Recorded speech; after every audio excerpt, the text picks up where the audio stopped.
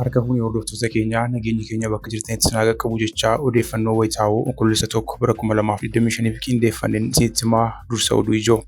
Mootummaan Itoophiyaa torban lamattiin balleessaa jedhee dhaadachaa kan ture WBO'n loltoota Abiy Ahmad 150 ol ajjeesuun 100 ol booji'uu ibse. Irreecha hora Finfinnee onkoloolessa 5 bara 2025 kabajamuuf jiru irratti caasaaleen bilxiginnaa sadarkaan jiran kaabinootaa fi kaadirootaaf waraqaa kennuun warri waraqaa qabu qofti akka hirmaatu gochaa jiru jedhame. Gama biraan magaalaa Finfinneetti bakka irreechitti kabajamu guyyaa har'aa qulqullaa'eera.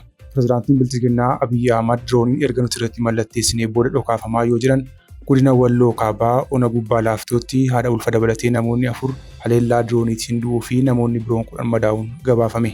Naannoo Amaaraa keessatti lolli cimaan hidhattoota faannoo fi mootummaa Itoophiyaa gidduutti wayita gaggeeffamaa jirutti himanni gareen hidhattootaa TPLF faannoo cina hiriiruun lolaa jiru jedhu baay'ate.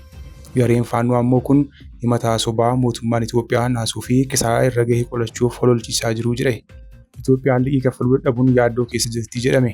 Dinagdee biyyattii harka mootummaatii baasanii IMF fi World Baankitti dabarsanii kan kennan pireezidaantiin bilxiginnaa Abiy Ahmad yaaddoo guddaa keessa seenaniiru jedhame. Dhimma kanarratti Faransaay Paarisitti liqeessitootaa fi qondaaltota Itoophiyaa gidduutti mariin dhoksaa gaggeeffamuuf jira. Warri toora YouTube chaanalii kanaaf haaraa taatan subscribe, like, share gochuudhaan nu dhaabbadhaa jechaa gara bal'ina oduutti isin dabarsa. Waraanni bilisummaa Oromoo haleellaa taasisee loltoota bilxiginnaa 150 ol ajjeesuu ibse. Waraanni bilisummaa Oromoo haleellaa taasiseen loltoota faashistii Abiy Ahmad du'aa fi madoon adabuun kaan ammoo harkaan qabuun booji'eeraa jedhe. Biraanuu Juulaa fi qondaalonni bilxiginnaa biroon irra deddeebiidhaan WBO balleessineerra torban lama gidduutti balleessina jedhanii utuu dhaaddatanii waraanichi caalaatti hidhannoo fi humna namaan of ga'oomsuudhaan funyaan Finfinnee jalatti injifannoo boonsaa galmeessaa jiraachuu ibsaa jira. Guyyaa har'aa jechuunis gaafa onkoloolessa 1 bara 2025 WBO'n zoon lixaa godina Horroo Guduruu Wallaggaa Ona Jaardagaa Jaalatee bulchiinsa magaalaa Luugoo keessatti haleellaa raawwatee loltoota bilxiginnaa 30 ol ajjeesuun 18 fayyaatti harkaan qabuun booji'uu miidiyaan waraanichatti hidhata qabu Arraata Biyyoolessaa Oromiyaa jedhamu gabaaseen. Kana malees qawwee AKM 23 rasaasa AKM 2000 boombii 5 uffata waraanaa galaa waraanaa fi qoobiiwwan irraa hiikateera. Guyyuma kana WBO'n zoonii kibbaa godinaalee Gujii fi Booranaa keessatti haleellaa cimaa raawwateera. Tarkaanfii godina Booranaa Ona Areeroo gandaa Dhiillee keessatti raawwateen loltoota sirnichaa 11 battalatti ajjeesuun 7 madoon adabee 1 fayyaatti harkaan qabeeraa jedheen. Gama meeshaatiin ammoo qawwee AKM 1 PKM 1 rasaasota hedduu uffata waraanaa fi qoobiiwwan irraa hiikateera. Godina Gujii lixaa Ona Surroo Barguudaa gandaa Surroo Baadiyyaa iddoo addaa Kaaroo Kaarraa jedhamuttis haleellaa raawwatee loltoota bilxiginnaa hedduu du'aa fi madoon adabuun qawwee AKM 1 fi rasaasaa 31 irraa hiikachuun barameera. WBO'n zoonii bahaa ammoo godina Harargee lixaa Ona Daaroo Labuu Araddaa 30ffaa gandaa Ukkoo fi Haloo Maddaa keessatti haleellaa cimaa humnoota faashistii Abiy Ahmad irratti raawwachuun 15 battalatti ajjeesuun 20 madeesse 3 fayyaatti harkaan qabuun booji'eera. Kana malees loltoonni faashistii Abiy Ahmad 70 ta'an utuu WBO baqatanii hallayyaa seenuun achi buuteen isaanii dhabameeraa jedhame. Guyyaa kaleessaa jechuunis gaafa fulbaana 30 bara 2025 kibba Oromiyaa godina Gujii lixaa Aanaa Dugda Daawwaa gandaa Himmaa Kiishoo jedhamutti haleellaa cimaa WBO'n raawwateen loltoota faashistii Abiy Ahmad 12 battalatti ajjeesuun 9 madeesseera. Horri Finfinnee kabaja ayyaana irreechaaf qulqulleeffamuun qophaa'e. Irreecha hora Finfinnee onkoloolessa 5 bara 2025 kabajamuuf jiru irratti caasaaleen bilxiginnaa sadarkaan jiran kaabinootaa fi kaadirootaaf waraqaa kennuun warri waraqaa qabu qofti akka hirmaatu gochaa jiru jedhame. Irreechi duudhaa eenyummaa Oromummaa irra darbuun bakka Oromoon miliyoonaan lakkaa'aman kutaalee Oromiyaa biyyattii fi addunyaarraa itti wal gahan ta'uun bilxiginnaatti rifaatu waan uumeef tooftaa kaan dargaggoota irreecha irraa hambisuuf sochiitti jiraachuu maddeen saaxilaniiru. Kunutuu kanaan jiru guyyaa har'aa jechuunis gaafa onkoloolessa 1 bara 2025 magaalaa Finfinnee bakka irreeffannaan itti gaggeeffamu paarkiin irreechaa hora Finfinnee qulqulleeffamuun ibsaneera. Hooggantoonni, artistoonnii fi qaamoleen hawaasaa adda addaa bakkichatti argamuun qulqulleessuu suur-sagaleen nu qaqqabe ni addeessa. Duudhaalee nagaa, araaraa, dhugaa, jaalala, obbolummaa fi tokkummaan kan ittiin beekamu irreechi hora Finfinnee fi hora Arsadee onkoloolessa 5 fi 6 ni kabajama. Pireezidaantiin bilxiginnaa Abiy Ahmad dirooniin erga nuti irratti mallatteessinee booda dhokaafamaa yoo jiran godina Walloo Kaabaa Ona Gubbaa Laaftootti haadha ulfaa dabalatee namoonni 4 haleellaa dirooniitiin du'uu fi namoonni biroon 10 madaa'uun gabaafame. Pireezidaantiin bilxiginnaa Abiy Ahmad paarlaamaa biyyattii irratti haasaa taasisaniin Dirooniin dhukaafamuu isaa dura kallattiin erga adda bahee booda qondaala Boobbiif gaaffiin dhiyaatee erga inni mallatteessee booda dhukaafamaa jedhanii turan. ድሮን በሲቹዌሽኑም ተቀምጦ እያንዳንዱ ታርጌት ይሄ ከሆነ ታርጌት ከታየ በኋላ ፓይለቱ ለዘመቻ መኮንን ጥያቄ አቅርቦለት በእያንዳንዷ ታርጌት ተፈርሞ ነው። ከፈለገ የተከበረው ምክር ቤት ማየት ይችላል። በተኮስነው ሚሳኤል ወይም ጥይት ልክ ፊርማ አለ። ለእያንዳንዷ ታርጌት ኃላፊነት ይወሰዳል። ዝም ብሎ የአቡሰጥ የሚልሽ kana malees tokkoon tokkoo haleellaa diroonii fi misaayilaa raawwatamuuf itti gaafatamummaan ni fudhatamaa jedhanii turan.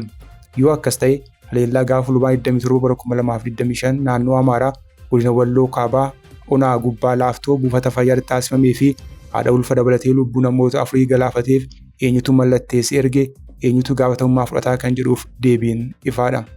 BBC'n namoota haleellicha irraa hafanii fi ija argan wabeeffachuun akka gabaasetti yoo ta'e haleellaan kun magaalaa Waldiyaa irraa kiiloomeetira 20 kan fagaattee argamtu magaalaa Maayibaasii Saanqaa jedhamu keessatti buufata fayyaa argamtu irratti naannoo walakkeessa guyyaa mudachuu namoonni taatecha ijaan argan 4 dhaabbata oduu BBC'f himaniiru. Ogeessi fayyaa haleellicha ijaan arge yaada kenneen haleellaan kun utuu ijaan ilaallu dhibamtootaa fi namoota isaan yaalchisuu dhufan 4 ajjeeseera jedhe. Kan du'an keessaa namoonni 3 namoota ijoollee isaanii buufatichatti yaalchifataa turan ta'uunis barameera. Bilchiginnaan naannoo Oromiyaa kutaalee hedduuttis lafa gabaa fi manni waaqeffannaa osoo hin hafin haleellaa dirooniin uummata nagaa irratti raawwachuun lubbuu namoota kumaatamaa galaafachaa turuun ni beekama. Faannoo fi TPLF waloon lolaa jiru jedhame.